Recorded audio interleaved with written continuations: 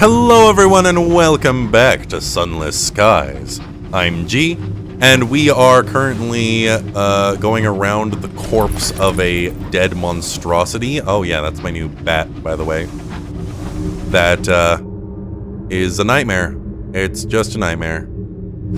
And we're going to visit the corpse of a dead god, which is also cool. No, wait, no. God damn it, I always mess this up. This one isn't dead. This one is fucked up.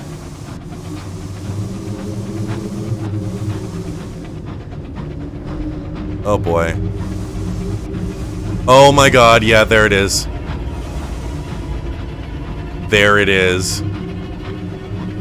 There is the sun. Fucking hate that. Well, hasn't this just been a wonderful experience for all of us? Huh. Yeah, I hated that.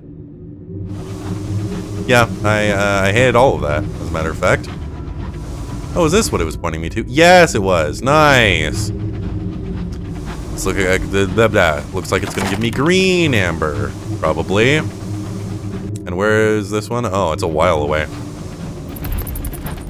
So I just need to find... I think I have one more death to get rid of. Yeah, I think it's just one more now. Once I've gotten rid of that death, I can go back and be like, hey, murder plants, what the fuck is up, boys? What's up, fellow plants? And they'll be like, do more things for us. I'll be like, ah, no, how rude. Okay. Ooh, no. No, no, no, no, no, no, no, no, no. Fuck you. Fuck you. Oh, no, more grievers.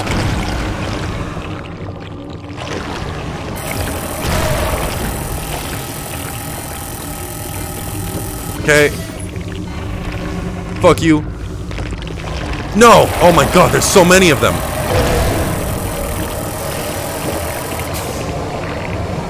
Okay. Okay. That is too many grievers. Oh, god damn it. Now we're down to 12. Okay, what does the Tisiphone need? 12 plus? Cool. Well, I can't just leave these. Oh my god! And a Scribe Spinster? Are you fucking serious? Nope, I'm not going in there. That's not a life I want to go back to. Ow. Ow. Ow. Bitch. So now crewmen with axes. Yeah, at least we'll level up. Christ almighty. Oh, this is gonna suck. I'm gonna be having to go through Griever territory with probably 11 crew. Okay. At least we're healing a little bit. Okay, unsettled dreams. That night, your sleep is peppered with uncomfortable dreams. A dream of a midnight meadow. Above you, the stars are going out one by one, as if their gas pipes had been turned off. Flowers bloom in the dark, colored in a spectrum of blacks that were heretofore imperceptible. The black of grief, the black of before times, the blacks of liberation and of possibility. A rainbow arches across the newly empty sky, in 7 subtle shades, all black, of course. You wake. Seek company? Conversation, tea, perhaps a biscuit. Those fundamental human things that help us forget numinous moments like this. Please tell me I lose terror.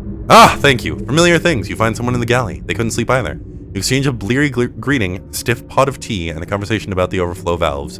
Already your dream seems distant and silly. Oh no. Perhaps not. Oh, I can choose not to. Yay! Oh my god, yay. Nope. We're not dealing with the extinguishment. Shit. Yeah. I'm gonna have to go around that. Because I sure as hell don't want to go through it.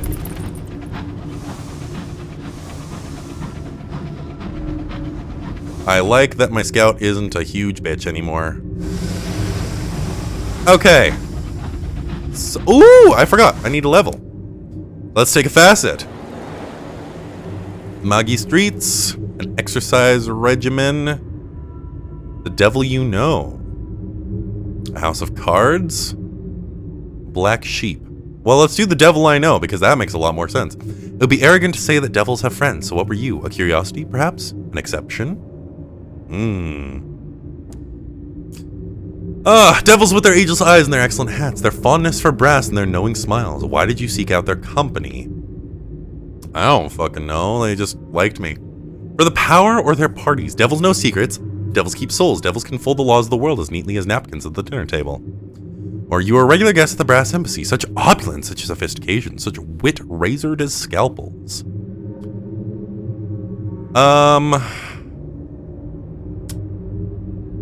Shit. Let's do their parties. I would, no. For their power seems a lot more, it seems like it makes a lot more sense knowing me as a captain. Even though I don't get the nice boost to hearts. And in a second here, once I figured out what this moon is over here, I will talk with the Chiropterous Hoarder. Yeah. Oh. Actually, that's almost right back at where we need to be. Cool. I will talk with the Chiropterous Hoarder about, his thing.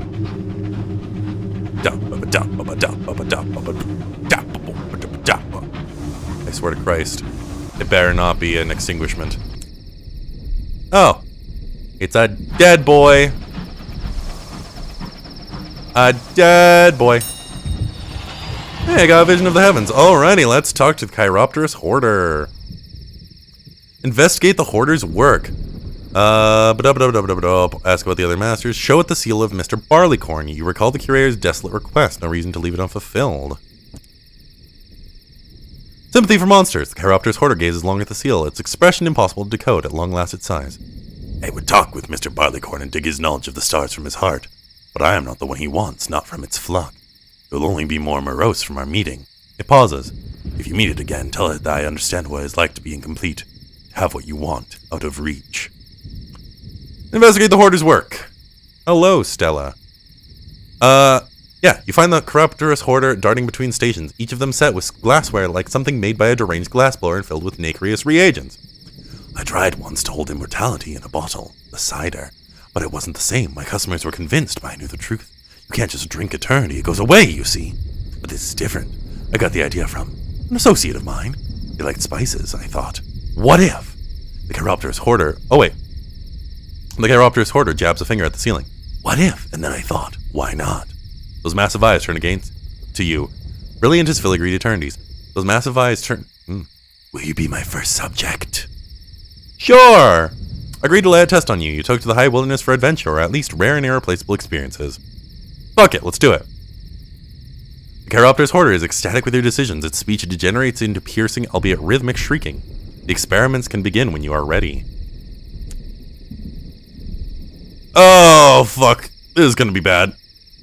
You are ready to be experimented on, at least as prepared as anyone can be. This is going to be uncomfortable. The Chiropterous Hoarder is careful, even compassionate in its handling of your person, almost like you are a cornerstone of its collection. Come on, come on. It leads you aside, away to things it planned. Okay. Every experiment requires a subject, a scientist, a series of steps performed in precise order. What comes after this? Hopefully the Chiropterous Hoarder knows what it is doing. Remove your clothes. First, it will have you stripped. This is not uncomfortable at all. The Hoarder treats you like a canvas, like a haunch of meat to be prepared for a royal feast. Your nakedness of less interest to the Hoarder than its palette of reagents. You are meticulously salted, rubbed down with granules of something that smell richly of black earth and bathyal lipids. Your skin begins to pull from muscle, tugging, straining, tight as an unwanted carapace. Just as the sensation becomes too much, the Chiropterous Hoarder plunges you into a decoction made from the gland of the messenger corpse and its pulped parasites. Hold your breath. Almost, trills the Chiropterous Hoarder excitedly. A kind of confit. When it judges you adequately marinated, the Chiropterous Hoarder migrates you to a box too small for you to do anything but lie curled embryonically. Inside there is neither light nor gradation of time, only a mute nothing, perfect, perpetual. Here you rest, steeping in sweet smoke. A century or a caught breath later, you're rescued and unfolded. You are desiccated, your flesh is hatchered. You can only taste salt. And something is gone, some recent memory, some new knowledge. It is impossible to tell what. All you know is that it is missing, a cavity that once held something of importance, like the hole where a tooth might have resided. This was likely not as planned. Ah. Okay. It was not an unmitigated success. Let the hoarder make amends. Ever since you took part in an experiment, the Chiropterous hoarder haunts you, forlorn, endlessly murmuring at its failures. If you're ever to have peace again, you'll need to distract it. It'll go away, like everything. It melts away. It traces the longitude between your wrist and the spoke of your elbow. Its touch ethereally light. The Chiropterous hoarder's ears droop. It will continue. But what is the word that I should say? Repentance. I'm very sorry. A gift will follow. Regardless of your answer, you find a firkin of red honey balanced against the door to your cabin the next day. Ah! Fuck it. Ooh, wait. Use it yourself. Better to inhabit a dream while your mind fills with the agony of transformation. Fuck it, let's do it. Let's do drugs. As the red honey fills you, your mind clouds with images you do not recognize. A life, a place, a pleasant existence entirely not your own. Someone holds a child pressed to their breast, smiling down onto the tow-headed babe. Their thoughts crowd your mouth, your head, a name, a hope, a lifetime of waiting, wanting, wishing made real in this delicate creature. Once hers, but yours now, and only yours. You awake soon after on your engine, stolen grief cocking in your throat. Okay. Encourage the Chiropterous hoarder into sharing the next steps. It will not cease muttering with scholastic rapidity, pacing to and fro. What does it want? I require something eternal. It swats at a clergy of vials, sending them crashing onto the floor. Something that lasts, not like these reagents which age and sour and fade. I need to make a culture from one that has loved voraciously, loved in a fashion that even time and death cannot dilute. Light blooms in the Chiropterous hoarder's gaze, ravenous as kings. And whose eternal love is better than Victoria's? Oh yes, she built such a beautiful tomb for hers. I want a piece of her beloved. The consort is something to cook and simmer and distill into precious oils. Take me to the most serene mausoleum in Albion. Okay. Sounds good. We'll go there eventually. Yeah. For the time being, I need to find a place to drop off a death. Fucking fine, we'll go over here. Yeah. Yeah. We'll go over here, we'll get whatever this is. Probably have to sell it. It's fine. It's fine. Oh. Deals. Well, while I'm here, yeah, I'm right by Pan. I might as well sell everything, restock, get some more crew, because motherfucker. Hi. Bye. Lamau. Imagine having to run away from a train, boy. Okay. Ooh. Bonketh. Okay, real quick, though. Let's check my journal. Christ, there's so many things I have in progress. Friend to the Heartcatchers. Yeah, I still only have one more. Okay, cool. I was a little unsure. I thought that I might have, more. I can get a Searing Enigma. Oh my god, yes! I have a Searing Enigma. I've lost 2 crew. Oh my god. Gain 10 terror, 5/7. Okay, well, that kind of sucked. Okay. Exidal Station. It is still the hour of leaving. Yeah. Shit. Oh, no. Get them out. Visit a rubbery enclave. Sloppily painted signs point down a normally quiet backstreet to where a party appears to be in full flow. A cedar grove off of Pan's less traveled pathways is home to a small and enthusiastically political community. Crudely made poster by the entrance reads, "Both live like in dignity," showing a human and a rubbery holding a torch aloft. Deliver Rubbery Man to the enclave. The suffragists will offer them sanctuary here as long as they need. A new liberation. The assorted members of the Enclave applaud over enthusiastically when they see your passenger. A bohemian presses a glass of wine on your passenger and takes them off into a corner to discuss injustice against cephalopods. He glances over his shoulder at you, perhaps wondering whether coming here was a terrible mistake. Damn! That's pretty good.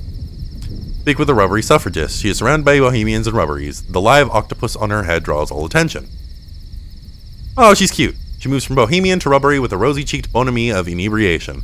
Occasionally she passes a piece of cheese and fruit on a stick up to the octopus perched on her hair. He extends an arm to accept it. Several of its other arms are occupied with wine glasses gathered from the drinks table. Red, white, rosé. 8 limbs means never having to choose. Congratulate the suffragist on her pet. What an unusual creature. Does it require much maintenance? Manner of perspective. No, she's an incredibly clean creature. Very obedient, house-trained. There's a pause before the suffragist speaks. Actually, I think they were talking to me, dear. Really? Says the octopus. How presumptuous. Aha! Ask about her campaign. Her badge is labeled with the Both Alike and Dignity slogan. The suffragist... Vox Populi. The suffragist takes a sip of wine. It's terrible what the rubbery men went through in London, the poor dears. Deirdre said someone should do something. Isn't that right? She pops a sausage roll in her mouth. This does not impede her speech at all, for in a slightly higher voice she continues. The bipedal oppressors, ravagers of the Z. First we open the door for the rubbery men, then the rest of us shall squeeze through. 8 torches raised in protest. With 8 arms we rise. The suffragist nods, apparently agreeing with herself. Of course, we have a long road ahead of us, don't we? But what crusade worth fighting for was ever easy? She holds a piece of sausage roll up to the octopus in her hat. After what sounds like the deepest of sighs, it snatches it with a tentacle. Ask where she found such an interesting creature. You've never heard of one quite like it. Talent for voices. I met her while swimming, the suffragist and octopus say in unison. There's an awkward pause. Don't mind Deirdre, adds the suffragist. She always gets a little grumpy when her tentacles dry out. A little wine will prep her up. Right up, you'll see. Return to the Enclave. There must be some other people to talk with. Mingle with the crowd. It's rare to see humans rubbery men together like this. Meeting of minds. The rubbery men look uncomfortable in their ill-fitting suits and clutching glasses of wine they never even try to sip, but the bohemians are doing their best to make them feel at home. The suffragist ensures none of them are left alone for too long, while the octopus on her head seemingly able to act as a basic translator. Of course, she might simply be trying to be friendly, but speaking to her does put the new arrivals at more ease. Alright, well, let's head back to Pan. Be very fucking sad that I can't get new crew. Because my engine isn't working. Alrighty, well, let's sell shit. Bronze wood, yeah. Ministry approved literature, don't need any of that. And that is it. That's it. That's all I have. Never mind, I have one more thing. What do I have? I have a bat that I'm going to throw in the bank because I don't love him. Cool. What is my veils? Okay, wait. Okay, mirrors is at 29, veils is at 42. Mirrors is the one. Fuck. Okay, fine. Alright, Dedelian engineering. Anything fun that I can throw on the fucking frozen adamant plating? I guess I could get 33 more armor. It's not the worst thing, actually. What else do I have that could go in the shield slot?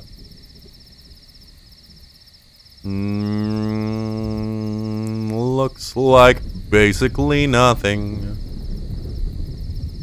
Do I want more shielding, plating, whatever? I don't really have the money for it at the moment, actually. Alright, well, let's go once more into the abyss. Yay. Phosphorus Morn. I love going really slow. It makes me feel so happy. Please find me a place to drop off this death soon. Your bat returns disconsolate. Has found nothing. It hides under the boiler in shame. Oh, baby. No. I love you. Sweetheart, no. Do it again. Tell me. No. You see how it complains about the cold. It found nothing. Hey, Griever. Die. Oh, no, there's another one. Bitch. Okay. Yep. This is cool. Okay. Ooh! Digging its throat or search for Navarantan gemstones. Any butchery. Never mind. Alright, digging its throat. It is kind of tragic that I can't have a saying butchery and mining in this particular space boat. I might go back to the other one at some point. But this one lets me have really big good guns, and I like having big good guns. The 10 bells. Have I not been out here? Huh, apparently not. Alright, bat. Find me things. Found something. Where? Down there. Okay. I can fuck with that. Straight down. Bat is giddy with starlight, but spotted something of interest. Pew, motherfuckers. Any goddamn grievers. I have no sense of scale in this game. I think I'm going the right way. Ooh, no. Yeah, okay. I am not going the right direction. It's over here. Yas, bitch! My terror is at 62, and I have no further nightmares to fall back on. Nope. Nope. No. Nope. Not doing that. None of that shit. Fuck that. Your bat locks itself inside the galley cupboard. Baby, no. Baby, you're okay. At least we can go to Aklis. That's okay. I think there's a couple ways to drop terror in Aklis, which is nice. Ooh, and I think I can also recruit people. I might be wrong. I'm not sure. Either way, we can go to Aklis, find out, and get a port report. Everybody loves port reports. Alrighty. Boom jams. Alrighty. Ooh. Hojotoho. The distant bell of Hojotoho tells you that there is another battle taking place at the monastery gates. It would be easy enough to ignore it, but both sides would likely be grateful for assistance. I'm gonna help with Sigurd's people. Fighting a losing battle, preserving the monastery. The successful route. Hojotoho! Hojotoho! Your crew descends on the melee wielding what weapons you have on hand and a few heavier tools from the engineer's private collections. The Ringbreakers take a moment to regroup before their Valkyrie, Sigrid, leads a fresh charge that leaves the attackers battered, bruised, and not a little humiliated, being defeated by children in homemade armor. Their situation improves little as Sigrid orders them stripped of their weapons and march through town unmentionables to join their fellow reprobates in the Ringbreakers' makeshift brig. Later, a small child appears bearing a parcel. To say thanks, the child scurries off before you open it. Roar. A windfall. It takes a wrench and your strongest stoker to lever off the lid. When at last the crate opens with a heavy thud, your crew gasp. Inside the lustrous saltine crystals of ground hours, mined and refined for commercial use. This is the final product of London's greatest and most precious enterprise. Wait. Sure! Let's patrol with the Ringbreakers. Hunt for tea poachers in the swamp. A few Ringbreakers are willing to join you in actually doing their duty. Fuck yeah. A successful hunt. With the Ringbreakers at your back, you effortlessly track and surprise a group of marsh poachers. Ringbreakers tie their hands behind their backs with vines and give you the first pick of their illegal goods. Floating market. Port report. Yep. Every time. Head into the marshes. No thanks. Yeah. I remember hanging out with the kids. Yeah. I remember it helped me drop some terror. Train with them. Hojotoho. It's Hojotoho. Yep. Fuck yeah. That's it. Okay, never mind. Well, shit. I don't really want to get seeds. It's not great in terms of profit. And there's 7 of them, and I can't recruit anybody here, and that makes me terribly sad. Okay. Well, let's get out of here. Oculus. Going the speed of molasses. Alright, Bat. Tell me what you find. Watch as it's behind me. What? All the way over there? Damn. You got some crazy range, my dude. Oh, I guess we can go over there. I guess it's not the worst thing. Man, Eleutheria is like turning into a little mini saga here. I mean, like, it helps that it's decently easy to navigate. Basically just go do things to do things harder. It's not like the Blue Kingdom where it's like, figure it the fuck out and don't eat anything. Let's repair some. Yay! Ow! Bitch! Oh, Joe, to ho. Bozokonomo no Fopajo. Maho. Haha, that's a Doctor Who reference. Pew. Shabluimb. What the fuck is this thing? Oh, baby. This is gonna give me hours, I think. Yas, bitch! Is it worth it to just, like, go back to Pan? Oh, there's something down there. Never mind, we ain't going back to Pan for a while. Hello?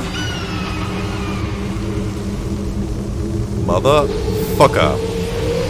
Bitch. 2 hits. Die. Fuck yeah, Bronzewood.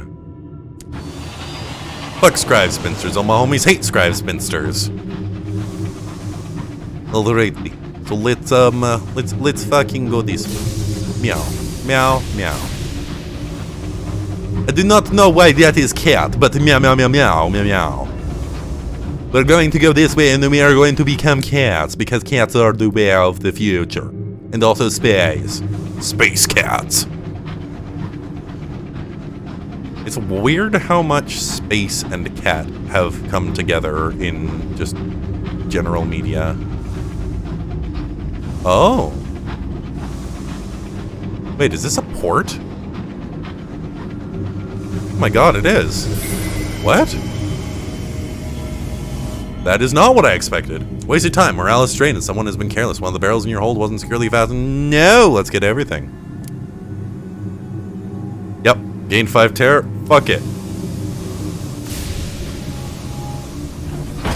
Ow, bitch.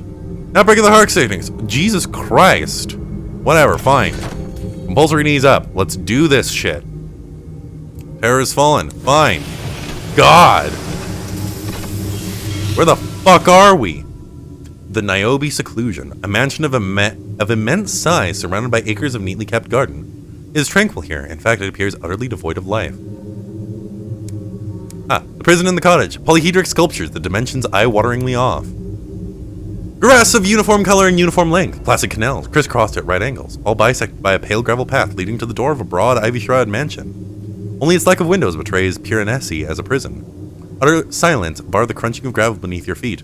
As you approach, you take note of a tiny cottage, incongruously nestled beside the mansion like a house. Like a louse. Curtain twitches.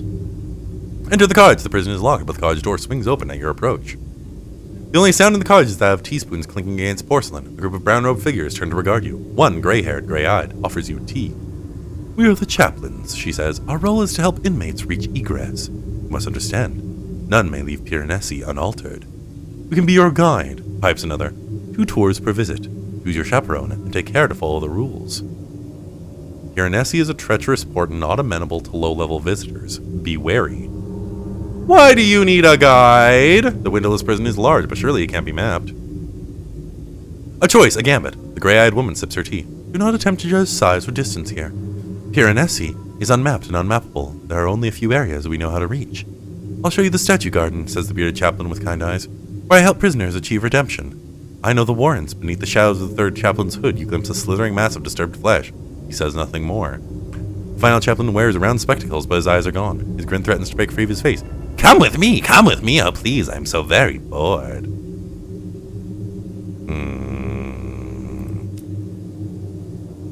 The gallant reformer, the glistening deformer, the gray conformer, or the glib performer? Let's just go through these in order, because I don't trust any of them. The gallant reformer, a chaplain with an amiable smile and gray-streaked hair. Into Piranesi, the gallant reformer nods, putting aside his tea and fetching an old iron lamp from a high shelf. Once more unto the breach, he says with a tired smile. You follow him out of the cottage up the gravel path to the doorstep of Piranesi. Footprints are worn into the stone. He has no key. He simply knocks on the grand oak door and it opens. There is nothing and no one on the other side. You follow the reformer into the dark. Piranesi is, of course, bigger on the inside. The reformer's lamplight stretches only so far. You catch sights of dizzying spiral stairways, columns clad in chains, walls grooved by trickling water. The reformer strides ahead, boots splashing in the cold puddles. After a few minutes, you are halted by some toppled scaffolding. Piranesi has 3 rules, says the chaplain, helping you climb over the obstacle. The penalty for breaking them is incarceration, and the unwritten 4th rule is that chaplains are forbidden from explaining them to visitors, so I'm afraid you must discover them yourself. Tread carefully in the meantime. Continue following the reformer. Statuaries are not far now. Watch your step. The flagstones here are uneven. The prisoner's lamps. Further into the prison, you begin to see inmates, faint lights shuffling across distant bridges. Hunched figures with lamps chained to their wrist. See those lamps that the condemned carry? Asked the reformer. They impose a distortion of distance. The prisoner's proximity to the exit is determined by how much they have changed since they have entered. The more they change, the closer they are to freedom. Some are more mutable than others, and severity of sentence may vary. The reformer raises his lamp over the cavernous wall. Light does not reach the bottom. Those cast into the deepest reaches must change beyond all recognition. You stroll with the reformer through a forest of jutting stone limbs and impassive heads. Haunting refrain echoes. Somewhere, someone is playing the flute. Miscellaneous items scatter the floor. A sledgehammer, a toy soldier, a spinning wheel, a half-eaten jar of honey, a canvas. Perhaps discarded by previous prisoners, perhaps provided to provoke or inspire change among those still entombed. Change needn't be bad, says the reformer. I try to help the prisoners improve themselves. Let's write a report. Statuaries are but a fraction of Piranesi's whole. A comprehensive report, the reformer insists, would take years. The statuaries. Piranesi is vast, says the reformer. I've been here for centuries and can't pretend to know even half its secrets. I can tell you everything about this little corner if it pleases you. He focuses on the progress of the prisoners. William has been doing extremely well. I taught him croquet and he's managed a new accent. Most importantly, he's agreed to meditate daily on his past wrongdoing. I fancy he's near to escape. I wish the same could be said for poor Philomena, who insists on justifying the actions of her past self.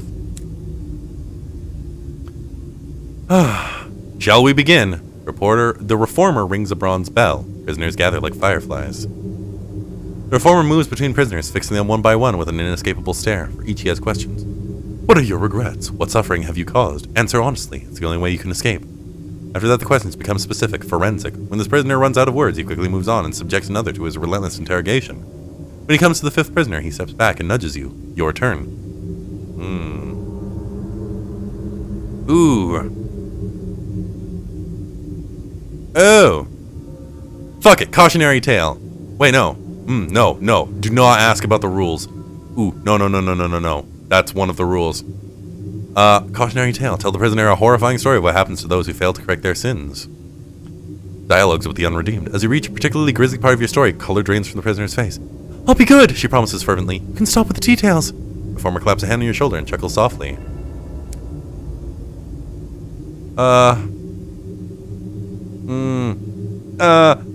Okay, we'll follow the flute. You come upon a woman or something shaped similar to a woman in a long brown coat and a hat. She sits atop a stone aisle where 4 paths cross. Her legs cross beneath her long brown coat. Her hat is pulled low, covering her eyes. The reformer introduces you. This is the venerable flautist, the oldest prisoner of Piranesi. She has been here for centuries. And how has she changed in that time? She pauses her tune. Well, she says cheerfully, so far I've managed to learn the flute.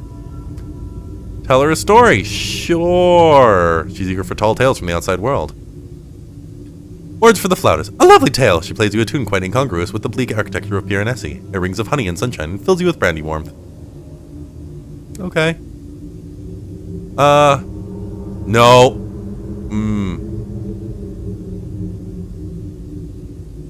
Oh, fuck. 90% chance of success. Oh, I hate this. Fine. She's been here longer than anyone. She must have worked out the rules by now. Okay, good. Second rule. I know the rules, says the flautist, but I'll only tell you the second. Don't give names to the nameless. Okay. Return to the reformer. He's hanging back, watching. He seems unwilling to speak to the flautist himself. You stroll with the reformer through the blah blah blah blah blah blah blah blah. Leave Piranesi. Okay. A secret passage. The reformer pauses beside an unlit candelabra and pulls it like a lever. A section of wall rumbles aside, revealing a staircase. Shortcut, he explains. Okay. No. Okay, the gallant reformer strides before you, coat flapping, up narrow stairs, over precarious bridges, beneath crumbling bartizans. The architecture seems to have changed since you last walked here, but it's as jumbled and oppressive as ever. You become gradually aware of cold breath on the back of your neck. Something is following behind you, its footfalls perfectly matching your own. Something is following us. Don't name the nameless. Don't name the nameless. Continue walking, stiff-necked. Don't look back. The follower. You force yourself not to look back. After a few moments, you can no longer feel the breath on your neck. From the corner of your eye, you catch a shadow flitting between patches of darkness. The thing behind you is gone. Okay. The glistening deformer! His hood hides the worst of him. He reminds you that this is your last tour of the day. Into Piranesi. A gnawed, multi-jointed limb unwinds from the glistening deformer's sleeve. With surprising dexterity, he plucks an oil lamp from a high shelf. Follow me, he commands. You follow him out of the cottage, up the gravel path to the doorstep of Piranesi. Footprints are warning to the stone. He has no key. He unfurls a knot-scrabbed finger from his unpleasant limb and slides it into the keyhole. The door opens with a click and you follow the deformer into the dark. Deeper into Piranesi, the deformer takes down his hood. Tangled flesh recoils in the cold air. He has eyes in all the wrong places. A dozen different varieties of mouth gulp in unison. Better. Tension is drained from his voice. Welcome to the Warrens. You descend into a brick-walled pit larger than a quarry. At the center stands a colossal column honeycombed with tunnels, the hole so small you couldn't squeeze an arm inside. One gaunt prisoner sits atop a spiked wheel, casually aiming a rifle at the deformer's head.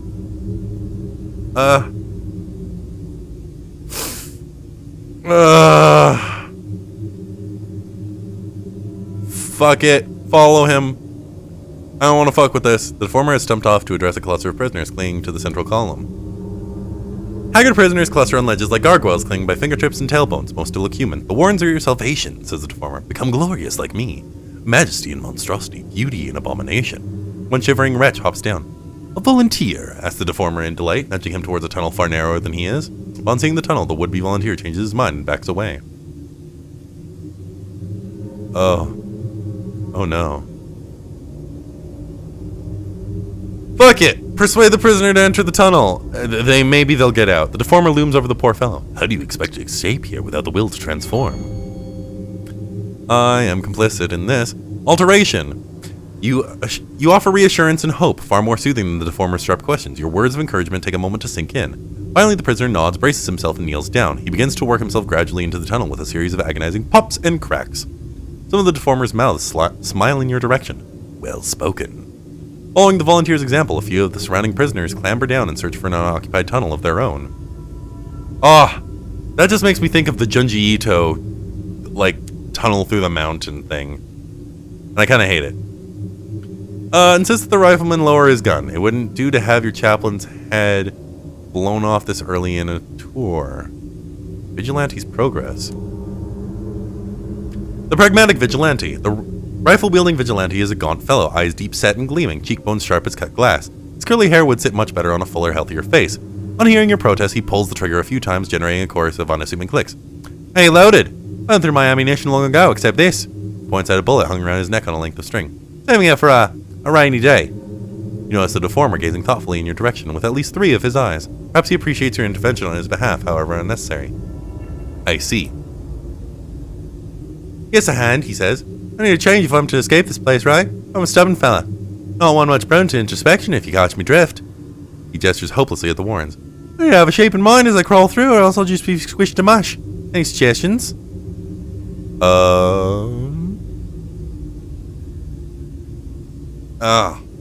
Shit. Encourage him to find another way to change. Changing his shape might not prove enough for Piranesi. A true change.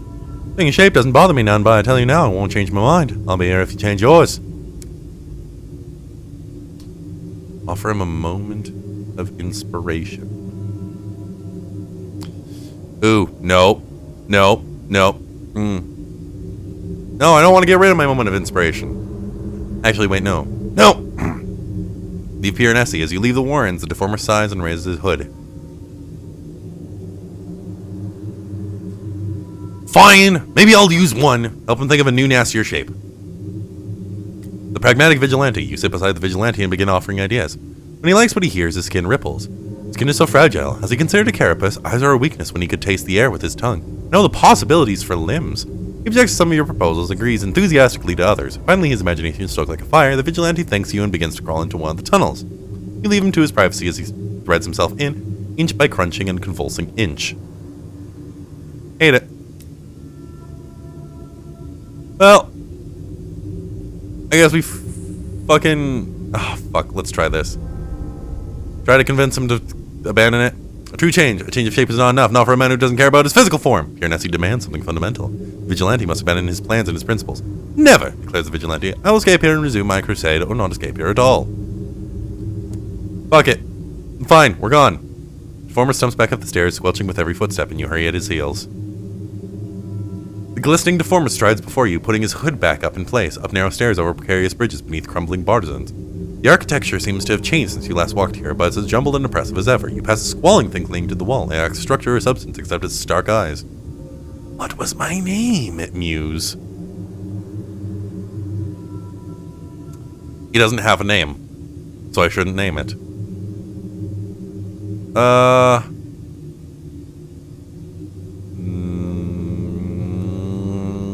Tell it a story. Perhaps your words will soothe. A formless thing. The formless thing listens, silent and rapt. Is it your imagination, or has its shapeless paw separated into a five-fingered hand? At the conclusion, it bursts into tears and begs for another, but your chaplain already grows impatient and tugs you away. He shouts after you, its voice stronger and clearer. Leave the cottage. Okay. I guess we're done. Bazaar. Ooh! Gun boys. Nice. Trade with the chaplains. They only trade gemstones. Nice! Well. Shit. I still haven't gotten rid of that last, what's it called? Last death. But I think this is a pretty good place to cut it. We have seen a little bit more of the, reaches of Eleutheria. And I think next time we're going to have to go into the northeast. But for now, thank you all so much for following my playthrough of Sunless Skies, and I'll see you in the next episode. Bye now!